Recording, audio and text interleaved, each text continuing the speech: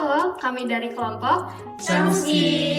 Kelas A Sastra Indonesia 2023 Universitas Ahmad Dahlan. Oke teman-teman, selamat datang dalam petualangan bahasa kita. Mari kita menjelajahi dunia yang menarik tentang sintaksis. Apakah kalian pernah bertanya-tanya mengenai kata-kata dalam kalimat yang saling berkaitan dan membentuk makna? Nah, kali ini kita akan membahasnya secara mendalam. Mari kita mulai! Membahas sintaksis. Jadi, sintaksis adalah cabang ilmu linguistik yang mempelajari struktur dan susunan kalimat dalam bahasa. Hal ini penting untuk memahami bagaimana kata-kata dalam kalimat saling terkait dan membentuk makna. Sintaksis itu menelaah tentang struktur satuan bahasa yang lebih besar dari kata, mulai dari frasa hingga kalimat. Dengan kata lain, sintaksis merupakan studi gramatikal struktur antar kata. Apa itu gramatikal? Gramatikal merupakan makna yang berubah-ubah karena adanya tata bahasa. Jadi, secara sederhana, sintaksis menelaah studi perubahan makna karena tata bahasa dari struktur antar kata. Struktur kata yang dimaksud di sini untuk sebagian ialah urutan kata. Sebagian besar makna suatu frasa. Misalnya, bergantung pada urutan pembentuknya. Jadi, jika kita perhatikan dua contoh frasa ini, yang pertama ada Busra menunggu Wati, dan yang kedua ada Wati menunggu Busra. Akan kita dapati bahwa makna frasa 1 tidak sama dengan makna frasa 2. Jadi perlu dicatat bahwa kadang-kadang perubahan kata tidak berpengaruh terhadap makna. Seperti contoh berikut ini. Kalimat ketiga bisa dilihat bahwa kemarin kami membeli penggaris di toko buku. Dan yang selanjutnya adalah kemarin di toko buku kami membeli penggaris. Dan di toko buku kemarin kami membeli penggaris. Nah, bisa dilihat kan teman-teman, meskipun urutan kata dalam kalimat ketiga ini diubah menjadi kalimat 3A dan 3B, tapi makna kalimatnya tidak berubah ya.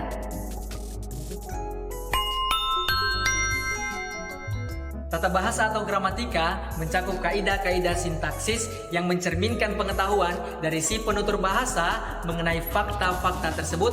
Misalnya, setiap kalimat adalah rangkaian kata, tetapi tidak semua rangkaian kata adalah kalimat.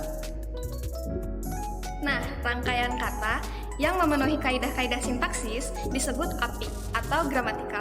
Sedangkan kalimat-kalimat yang tidak memenuhi kaidah-kaidah sintaksis disebut tidak apik atau tidak gramatikal. Contoh-contohnya seperti ini. Coba perhatikan kalimat dari 1 sampai 4 ini. Yang pertama ada kami bertemu. Yang kedua ada kami mempertemukan. Yang ketiga, kami memperlakukan. Dan yang keempat, mereka memperlakukan kami dengan baik. Coba kalian tebak, dari keempat kalimat ini, mana yang apik dan mana yang tidak apik? Jika kalian menjawab kalimat yang apik adalah kalimat nomor 1 dan 4, selamat, kalian benar. Kalimat ke-1 dan ke-4 termasuk kalimat apik karena kalimat tersebut telah memenuhi kaidah sintaksis. Sementara, kalimat kedua dan ketiga termasuk kalimat yang tidak apik karena kalimat tersebut tidak dilengkapi objek dan keterangan. Pengetahuan sintaksis tidak hanya menetapkan rangkaian mana yang gramatikal dan mana yang tidak gramatikal, tetapi juga menjelaskan tafsir ganda atau ketaksaan. Nah, jadi gini penjelasannya. Coba deh kalian perhatikan kalimat di bawah ini. Istri kolonel yang sombong itu. Frasa yang sombong pada kalimat di atas dapat menjadi atribut atau keterangan pada istri atau pada kolonel. Kata-kata pada keseluruhan frasa di atas dapat dikelompokkan dengan dua cara, yaitu istri kolonel yang sombong itu dan istri kolonel yang sombong itu. Tapi ingat ya teman-teman, ketaksaan atau ambiguitas di sini disebabkan karena ketaksaan struktural, yaitu ketaksaan yang terjadi karena perbedaan struktur ya.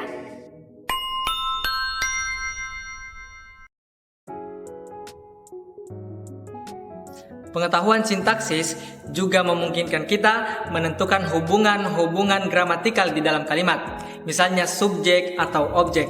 Coba perhatikan kalimat berikut. 1A. Busra mencubit Wati. 1B, Wati mencubit Busra, dan 1C, Wati dicubit Busra.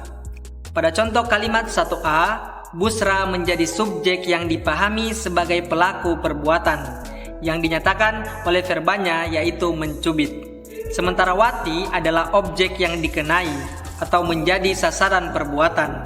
Sebaliknya, dalam contoh kalimat 1B, Wati adalah subjek yang menjadi pelaku perbuatan, sedangkan Busra adalah objek yang menjadi sasaran perbuatan. Hubungan-hubungan gramatikal pada contoh 1A sama dengan yang terdapat pada contoh 1B, tetapi maknanya sama dengan yang ada pada contoh 1C, walaupun terdapat perbedaan struktur antara 1A dan 1C. Oh iya, perlu teman-teman ketahui, kaidah-kaidah sintaksis di dalam tata bahasa setidak-tidaknya harus menjelaskan hal-hal berikut. Yang pertama, ada kegramatikalan kalimat, susunan kata, ketangkasan struktural, hubungan-hubungan gramatikal, makna struktural, dan yang terakhir, aspek produktif bahasa. Bagian dari subkalimat dapat dilihat dengan mudah dalam diagram yang disebut diagram pohon. Mari kita pelajari lebih lanjut. Perhatikan kalimat ini ya. Gadis itu memamerkan baju barunya. Diagram pohon itu menunjukkan bahwa memamerkan baju barunya bercabang dua, masing-masing memamerkan dan baju barunya. Percabangan lain, seperti memamerkan baju dan barunya, terasa janggal. Demikian juga percabangan baju barunya menjadi baju dan barunya terasa tidak wajar. Hal itu karena bentuknya sebenarnya lebih dekat hubungannya dengan baju daripada dengan baru, meskipun urutannya, baik dalam bentuk lisan maupun dalam tulisan, disambungkan pada kata baru. Ini semata-mata karena hakikat bahasa yang bersifat linier. Oke teman-teman, jadi kita tadi sudah membahas tentang struktur kalimat. Sekarang kita akan membahas tentang kategori gramatikal. Golongan ujaran yang dapat saling dipersolihkan tanpa kehilangan kegramatikalannya disebut kategori gramatikal. Jadi kategori gramatikal ini meliputi kata, frasa, klausa, dan kalimat. Dalam sintaksis, kategori gramatikal ini yang menjadi satuan analisis. Selain itu, ada beberapa kategori gramatikal yang lain. Frasa verbal selalu mengandung verba yang didampingi oleh kategori lain, yaitu adverbia. Hal ini menunjukkan bahwa kategori gramatikal dapat mengandung kategori gramatikal yang lain. Kategori gramatikal mengisi tempat-tempat tertentu di dalam suatu konstruksi bahasa. Tempat tersebut dinamakan fungsi gramatikal seperti subjek, predikat, objek, dan keterangan.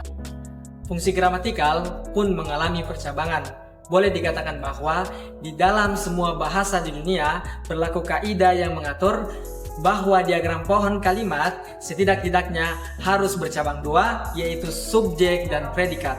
Perhatikan gambar di bawah ini.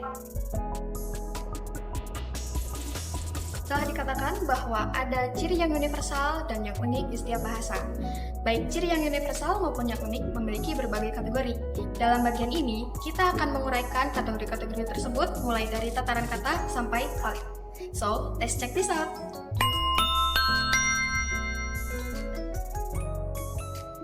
Oke teman-teman, sekarang kita akan membahas kata. Jadi, kata ini dapat digolongkan menjadi dua jenis besar. Yang pertama ada partikel dan yang kedua ada kata penuh. Kita bahas yang partikel dulu ya. Jadi, partikel adalah kata yang terbatas. Secara leksikal, dia tidak mempunyai makna dan tidak melalui proses morfologi dan merupakan kelas tertutup. Dan di dalam peraturan, dia tidak dapat berdiri sendiri. Yang termasuk ke dalam partikel adalah kategori kata, preposisi, dan konjungsi. Contoh dari kata preposisi yaitu dari, di, dengan, demi, hingga, kecuali, untuk. Dan contoh dari kata konjungsi dan, atau, karena, sebelum, meskipun, sejak. Nah, sekarang kita bahas yang kata penuh ya. Jadi, kata penuh adalah kata yang secara leksikal mempunyai makna, dapat memungkinkan untuk melalui proses morfologi, merupakan kelas terbuka, dan dapat berdiri sendiri sebagai sebuah satuan. contoh dari kata penuh yaitu yang pertama ada nomina atau kata benda. Contohnya adalah meja, kursi, handphone, laptop, handuk, tas, dan lain-lain. Yang kedua ada verba atau kata kerja. Contohnya memasak, memotong, menggunting, menyikat, melukis, dan lain-lain. Yang ketiga ada adjektiva atau kata sifat. Besar, terang, cerdas, jauh, kaya, keras, dan lain-lain. Dan yang terakhir ada numeralia atau kata bilangan. Contohnya 1, 2, ketiga, kelima, 1/4, 1 lusin, dan lain-lain. Kata-kata yang termasuk ke dalam kata penuh memiliki keterbatasan yang mutlak atau hampir mutlak sehingga dapat menjadi pengisi fungsi-fungsi sintaksis. Sedangkan kata partikel memiliki kebebasan yang terbatas. Selalu terikat dengan kata yang di belakangnya untuk preposisi, selalu terikat dengan kata yang ada di depannya untuk posposisi, dan selalu terikat dengan yang dirangkaikannya untuk konjungsi. Oke, jadi kita tadi sudah membahas soal kata, sekarang kita akan membahas soal frasa. Frasa adalah satuan gramatikal yang berupa gabungan kata yang bersifat non-predikatif atau satu konstruksi kebahasaan yang terdiri dari dua kata atau lebih. Jadi frasa ini terdiri dari dua bagian. Yang pertama ada frasa eksosentris dan yang kedua ada frasa endosentris. Yang pertama ada frasa eksosentris, dibagi lagi menjadi dua. Yang pertama ada frasa eksosentris direktif atau berpartikel, dan yang kedua ada frasa eksosentris non-direktif atau konektif dan predikatif. Frasa endosentris juga dibagi menjadi dua. Yang pertama ada frasa endosentris tunggal, dan yang kedua ada frasa endosentris majemuk. Oke, yang pertama kita akan membahas soal frasa eksosentris. Frasa eksosentris adalah frasa yang sebagian maupun seluruhnya tidak memiliki perilaku sintaksis yang sama dengan semua komponennya, baik dengan sumbu maupun preposisinya. Frasa eksosentris terdiri dari dua komponen. Komponen yang pertama berupa perangkai berwujud preposisi partikel, dan komponen kedua berupa komponen sumbu. Frasa yang berperangkai preposisi disebut frasa preposisional atau frasa eksosentris direktif, sedangkan frasa yang berperangkai lain disebut frasa eksosentris non-direktif. Oke, jadi kita akan membahas frasa eksosentris direktif atau frasa preposisional terlebih dahulu. Frasa preposisional biasanya berfungsi sebagai keterangan. Contoh-contoh dari frasa preposisional antara lain dengan baik, sejak kemarin, demi waktu, bagai pinang di belah dua, di samping ke tengah-tengah, sebagai pahlawan, sejalan dengan, dan menjelang malam. Oke, yang kedua adalah frasa eksosentris non-direktif. Frasa eksosentris non-direktif dibedakan menjadi yang pertama, frasa yang sebagian atau seluruhnya memiliki perilaku yang sama dengan bagian-bagiannya, seperti si kancil, si terdakwa, sang kancil, sang kekasih, kaum marginal, kaum pengusaha, para pemuda, dan para hakim.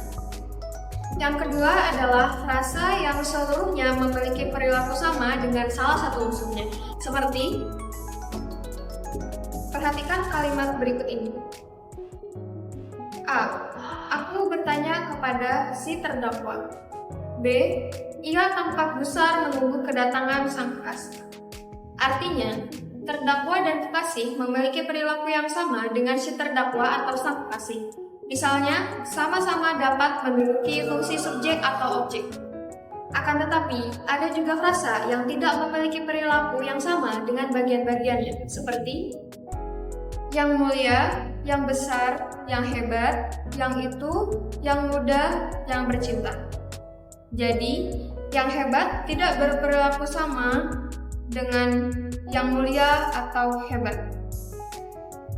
Oke, yang kedua kita akan membahas soal frasa endosentris. Frasa endosentris adalah frasa yang seluruhnya memiliki perilaku sintaksis yang sama dengan perilaku salah satu komponennya. Frasa endosentris dibedakan menjadi frasa endosentris berinduk tunggal, disebut juga frasa modifikatif, dan frasa endosentris berinduk jamak. Oke, jadi kita akan membahas frasa endosentris berinduk tunggal atau frasa modifikatif. Frasa endosentris berinduk tunggal terdiri atas induk yang menjadi penanda kategorinya dan modifikator yang menjadi pemberinya. Kategori induk sama dengan kategori frasa. Frasa endosentris berinduk tunggal dapat diperinci seperti berikut. Yang pertama ada frasa nominal. Frasa nominal adalah frasa yang terdiri atas nomina sebagai pusat dan unsur lain yang berupa adjektiva, verba, numeralia, demonstrativa, pronomina, frasa preposisional, frasa dengan yang-nya, atau frasa lain. Frasa nominal dapat menjadi subjek, objek, atau pelengkap dalam konstruksi predikatif.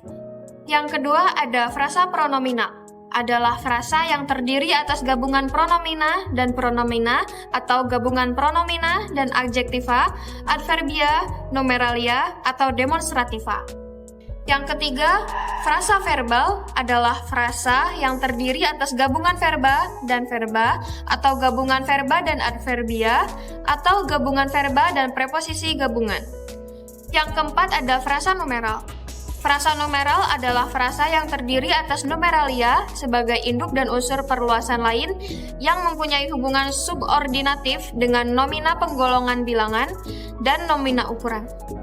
Oke, sekarang kita akan membahas soal frasa endosentris berinduk banyak atau majemuk. Frasa endosentris berinduk banyak atau majemuk terdiri atas beberapa komponen yang sederajat dalam fungsi dan kategori. Frasa ini terbagi menjadi dua. Yang pertama ada frasa koordinatif dan yang kedua ada frasa apositif. Yang pertama ada frasa koordinatif. Frasa koordinatif adalah frasa endosentris berinduk banyak yang secara potensial komponennya dapat dihubungkan dengan partikel seperti dan, ke, atau, tetapi, ataupun konjungsi korelatif seperti baik, maupun, dan makin. Kategori frasa koordinatif sesuai dengan kategori komponennya. Yang kedua ada frasa apositif. Adalah frasa endosentris berinduk banyak yang secara luar bahasa komponennya menunjuk pada wujud yang sama. Oke, jadi pembahasan terakhir dari frasa ini adalah soal frasa dan kata majemuk. Harimurti Krida Laksana pada tahun 1985 mengemukakan bahwa yang pertama, kata majemuk harus berstatus kata. Kata majemuk bukan frasa. Yang kedua, kata majemuk merupakan konsep sintaksis, bukan konsep semantis. Dan ciri-ciri dari kata majemuk adalah sebagai berikut.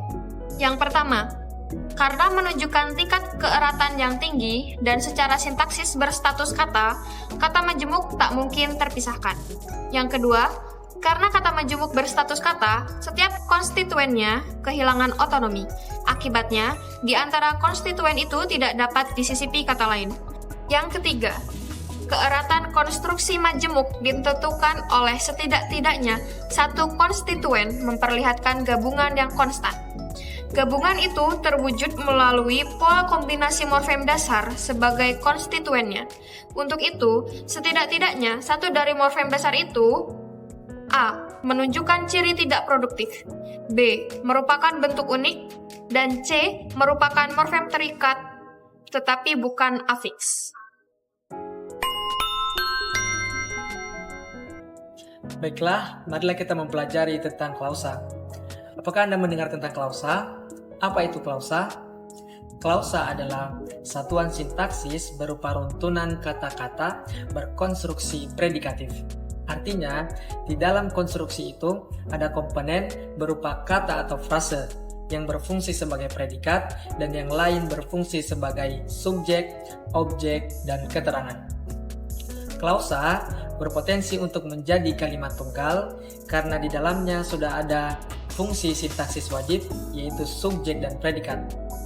Kata atau frase juga berpotensi menjadi kalimat jika di dalamnya diberi intonasi final. Tetapi hanya sebagai kalimat minor, bukan sebagai kalimat mayor. Sedangkan klausa berpotensi menjadi kalimat mayor. Perlu teman-teman ketahui, klausa ini ada jenisnya. Berdasarkan distribusi satuannya, yang pertama, klausa bebas, yaitu klausa yang dapat berdiri sendiri menjadi kalimat. Penggolongan kalimat yang telah dibicarakan pada bagian sebelum ini pada dasarnya juga merupakan penggolongan klausa.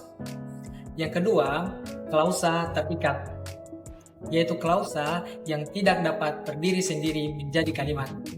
Dalam hal ini, kita dapat menandai keberadaannya dengan konjungsi tertentu, seperti bahwa atau sehingga, di depan kata-kata selanjutnya. Kemudian, berdasarkan kategori unsur segmental yang menjadi predikatnya dapat dibedakan menjadi klausa verbal, yaitu klausa yang predikatnya berkategori verba. Klausa verba dapat dibedakan menjadi 4, yaitu klausa transitif, yaitu klausa yang predikatnya berupa verba transitif. Yang kedua, klausa intransitif, yaitu klausa yang predikatnya berupa verba transitif. Dan yang ketiga, klausa refleksif, yaitu klausa yang predikatnya berupa verba refleksif. Dan yang terakhir, klausa resiprokal, yaitu klausa yang predikatnya berupa verba resiprokal. Kemudian, selain klausa verbal, ada klausa nomina, yaitu klausa yang predikatnya berupa nomina atau frase nominal. Kemudian, klausa adjektiva, yaitu klausa yang predikatnya berkategori adjektiva, baik berupa kata maupun frase. Kemudian, klausa adverbial, yaitu klausa yang predikatnya berupa frase preposisi. Kemudian, klausa numeralia, yaitu klausa yang predikatnya berupa kata atau. Kemudian, perlu kita ketahui juga istilah klausa berpusat dan klausa tidak berpusat. Klausa berpusat yaitu klausa yang subjeknya terikat di dalam predikatnya. Sedangkan klausa tidak berpusat yaitu klausa yang subjeknya tidak terikat di dalam predikatnya. Oke teman-teman, sekarang mari kita pelajari tentang kalimat. Ini melibatkan hubungan antara kata-kata dalam kalimat. Ada beberapa unsur penting yang harus kita pahami, yakni subjek, predikat, objek, dan keterangan.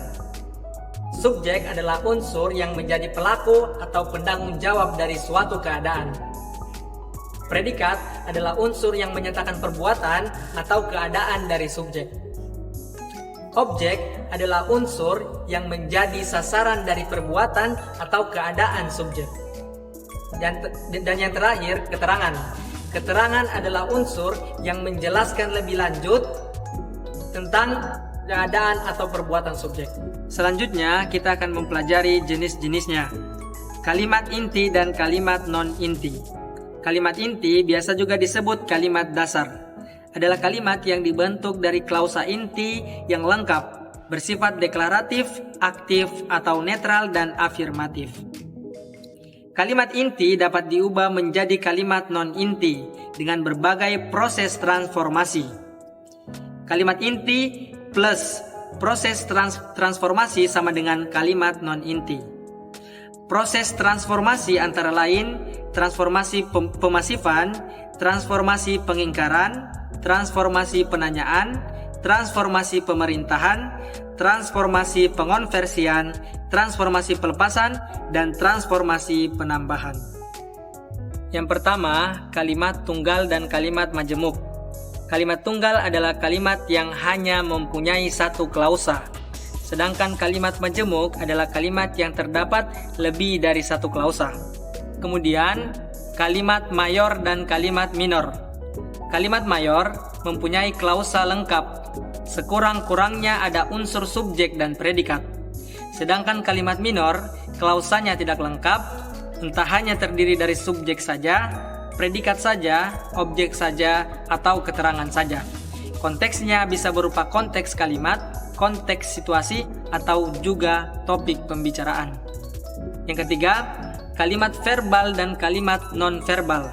Kalimat verbal adalah kalimat yang dibentuk dari klausa verbal atau kalimat yang predikatnya berupa kata atau frase berkategori verba. Sedangkan kalimat non-verbal adalah kalimat yang predikatnya bukan kata atau frase verbal. Bisa nominal, adjektiva, adverbial, atau juga numeralia. Yang keempat, kalimat bebas dan kalimat terikat. Kalimat bebas adalah kalimat yang mempunyai potensi untuk menjadi ujaran lengkap atau dapat memulai sebuah paragraf atau wacana tanpa bantuan kalimat atau konteks lain yang menjelaskannya. Sedangkan kalimat terikat adalah kalimat yang tidak dapat berdiri sendiri sebagai ujaran yang lengkap atau menjadi pembuka paragraf atau wacana tanpa bantuan konteks.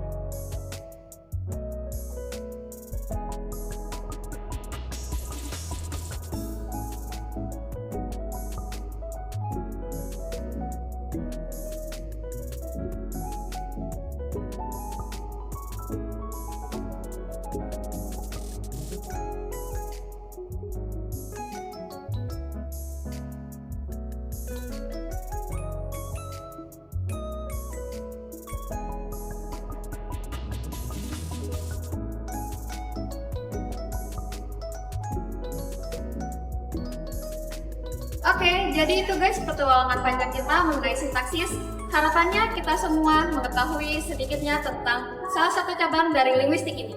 Jika ada pertanyaan, jangan ragu untuk menghubungi kami melalui kolom komentar dan jangan lupa praktekkan dalam kehidupan sehari-hari.